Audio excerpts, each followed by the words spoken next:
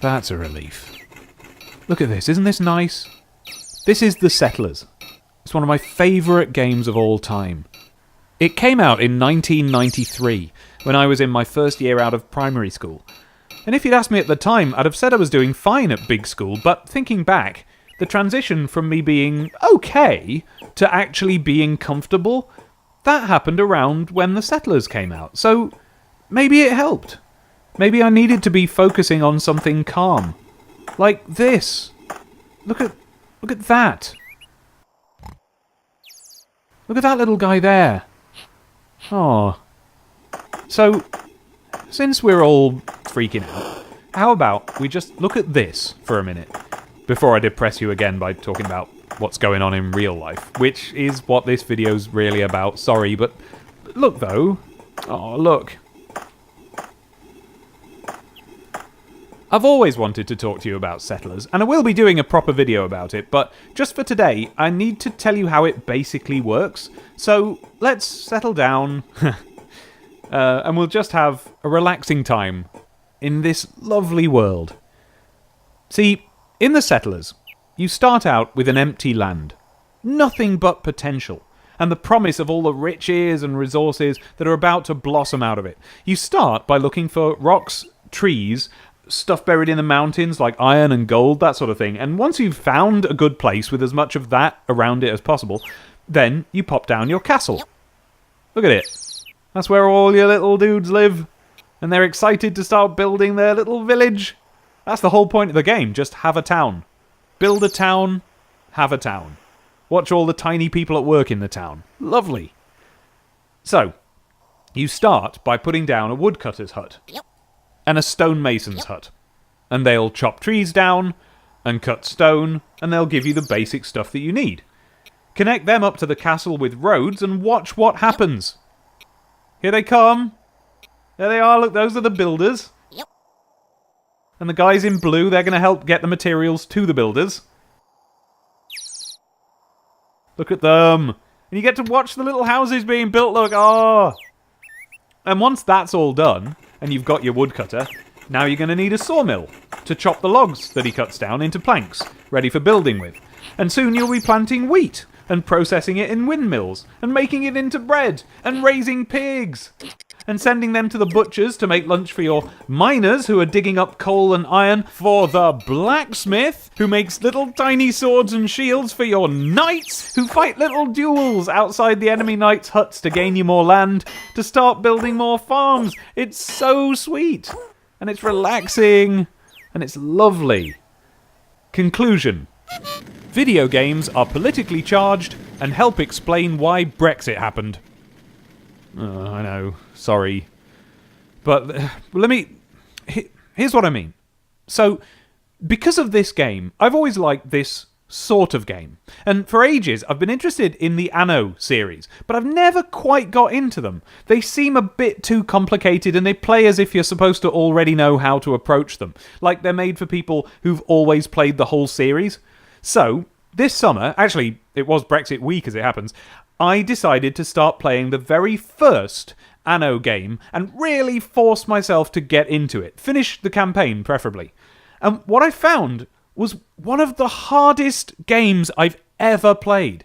Just like The Settlers, it's about woodcutters and wheat farms and building towns, but it's absolutely rock solid and nigh on impossible to succeed at. And I'm obsessed. I play it every day now, even though I'm awful at it. Let me show you what I mean. So, this looks pretty Settlersy, right? There's a woodcutter. There's a load of paths. He's the stonemason over there. But there's one thing that makes this game completely different from Settlers. And it's this fella here. Never mind the castle. There's no castle here. Instead, you start with a dock. Because that boat is the heart of your game.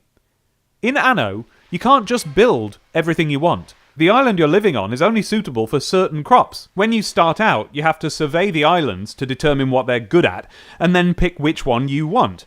But there's no such thing as an island that can grow everything, so you've only got one option, and that's to trade. First thing you do in this game is you establish a trade agreement with the neighbouring countries. No problem, that is as easy as clicking here. You send your boat over to one of the AI players' towns, And instead of fighting them, you just buy things. In a settlers game, if your settlers need clothes, then you give them the resources to make some. In Anno, you can do that, or you can just go down Primark and buy them some clothes. But that takes money. Where do you get it? Well, your settlers are paying taxes, so the more settlers you have, the richer you get.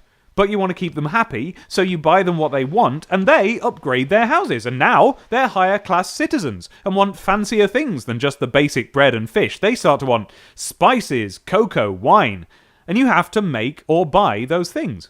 And if you can make them yourself, well, then make a few extra, and you can sell them to the other town.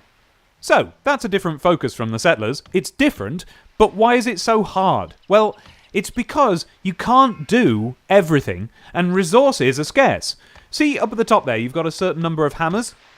Well, you need those for nearly everything you're going to do. Most buildings cost a couple of hammers to make. When your settlers upgrade their houses, they use a couple of hammers to do it, among other things. And those hammers are often a finite resource.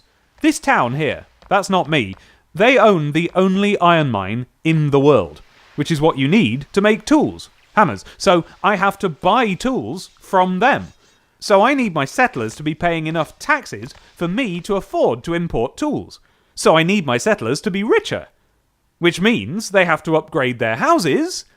So I need hammers.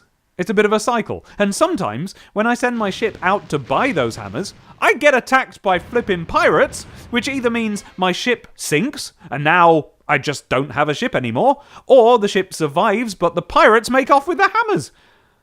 And all the while, back home, my settlers are starving, because they haven't got enough food, because there aren't any hammers to build any of the places they can get food from. All of this is so tricky to balance all the time that I spent that whole week, when I was determined to get into the game, just bashing away at it and not getting anywhere at all. Every time I thought I was getting somewhere, pirates would attack my ship. Sometimes they'd sink it, and when your ship sinks, you can't make another ship, not until much further on, which you won't get to now, because now you can't trade. You can't send anyone to get those hammers that you need, because there's no ship to send. It was so frustrating to bump into so many walls, when all I wanted to do was run a happy little town, and I couldn't help but long for my sweet settlers. Ah, that's a relief, look at that. Isn't that nice? In settlers, there's none of this panic. You don't need to worry about ships. There aren't any. You don't need to worry about who can make what on what island, because there's only the land, and it bears all the fruits you need. In settlers, you just keep building, because there's always resources. You'll always be fine. The mountains are all full of riches, the soil is all fertile, and the little guys, they never wear a frown. They work and build and go, yippee! But in Anno, the people can starve to death. Houses can burn down. They can die of disease. They can complain about the level of taxation, and they can't make everything for themselves, so they rely on trade, and even that's complicated. If the other city doesn't want what you can make, they won't buy it out of pity, even if your people are on the brink of death. They can even turn against you if you aren't of use to them. And if you anger them enough, they can take away the one thing most vital to the survival of your citizens: the all-important trade agreements. It's brutal. All that week, I couldn't get past level 1 because it's so hard. It feels more real than Settlers.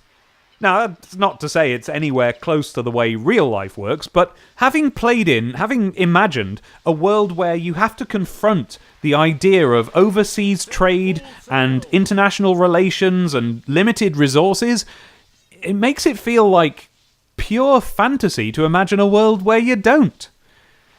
And just as I was learning this, my country voted to sever ties with its international trade partners.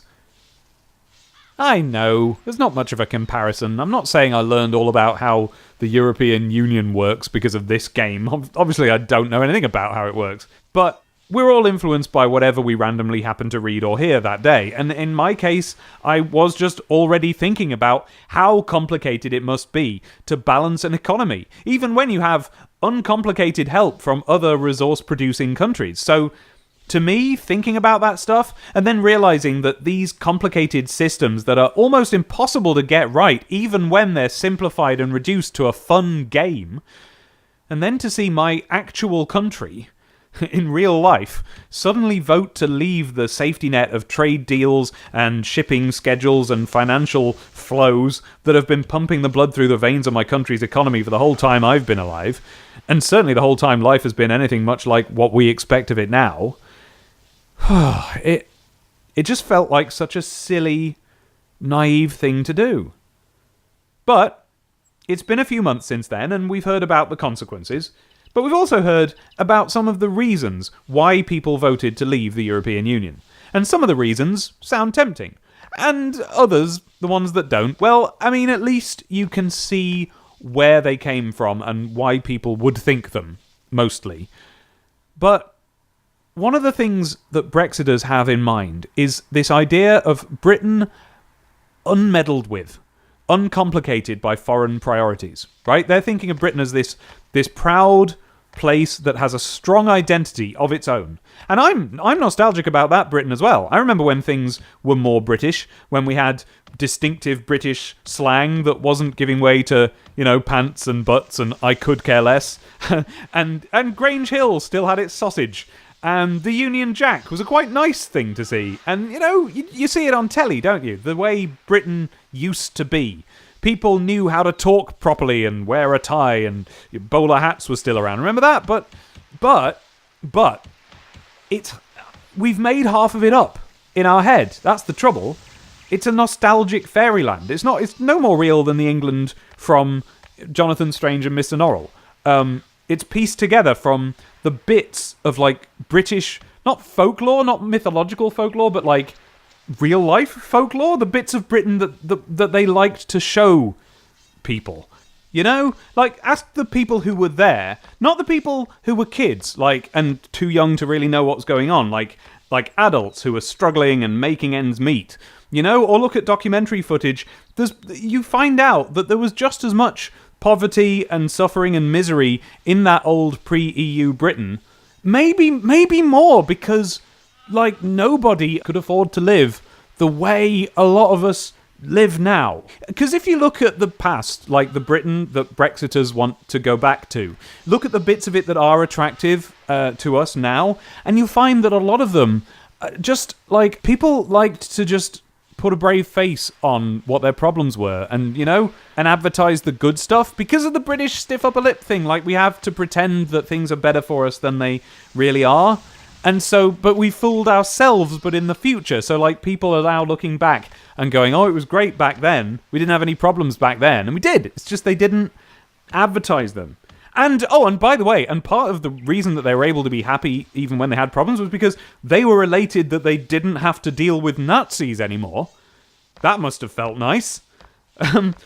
But people did just put up with a lot. In fact, they turned their suffering into myth. Remember that the old Yorkshireman sketch? Remember that? That was funny because old people really did boast about how hard they had it in the old days. And, well, who wants to go back to that? Life is more than that now. So, Anno, though, I finally got past level 1 just a few weeks ago. I couldn't believe it. I stood up. I was so excited to finish the first level of a game's campaign. They don't make them like that anymore, do they? Now I'm on level 2, and I'm only just heading towards a win in level 2, weeks later. Because in this one, in level 2, there's nobody else. There's just you. There's no AI player. There's no other cities. There's no trade in this new world. Anything you run out of and you can't produce it at home, that's it. It's gone. You got a handful of hammers, and they're just under the amount you need to really unlock the iron mine that lets you start making your own hammers. So to get there requires incredible balance, patience, and perseverance. You have to deny the citizens the things they expect so that you don't waste your tools. You have to literally block them from improving their lives, their status. There's a button for it. Or they'll just bleed the warehouses dry and you won't have any resources anymore. There are the equivalent of years of hardship, as everyone has to just do without anything they want in the hope that the player is good enough to set up a working economy, keep things flowing, and get to where eventually, down the line, they can wear happy faces again. I couldn't do it. I failed several times. But it's a game, so you can reload. The Britain that the Brexiters are imagining, and which I wish existed, is like the settlers. It's one big, lush Garden of Eden, where everything we need can be tilled or chopped or dug up right here out of this one plot of land that will give us everything we need. But the Britain that Remainers see is like Anno. It's a delicate balance of countries threading goods across the sea to help one another. It's economies rising when things are balanced just so, and falling when someone screws up. It's about the tools running out, but being able to import more. It's about wanting fancier things than just bread and fish, and being able to get the spices or wine that take our fancy because the country that makes them has a trade deal with us. It's complicated, yeah. And I agree, it's not as nice, but it's real. It's what's real. That's why we're afraid to damage or lose it. Because Britain, I like Britain, right? I've never wanted to move out of it. I've very rarely left it, ever. Almost never been abroad. But Britain, I like Britain, but it isn't a settler's land.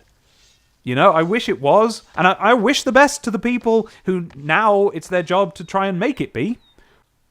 But it isn't. You know, in real life, when you need something, you can't do what you can do in a game like this. You can't just conquer everywhere else.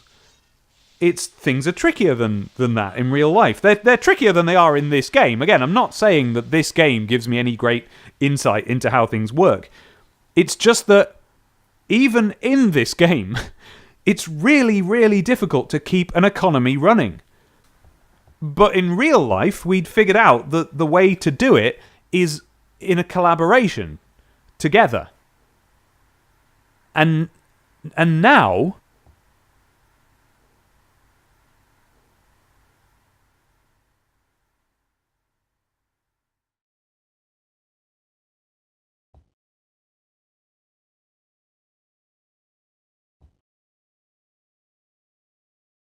thanks for watching. If you enjoyed this, you would have seen it earlier if you were on my Patreon. And also, if you like my songs, then there's like 50 minutes, I think it is at the moment, of silly songs on there that are unreleased for no reason other than I haven't figured out how to make videos for them. They're perfectly good.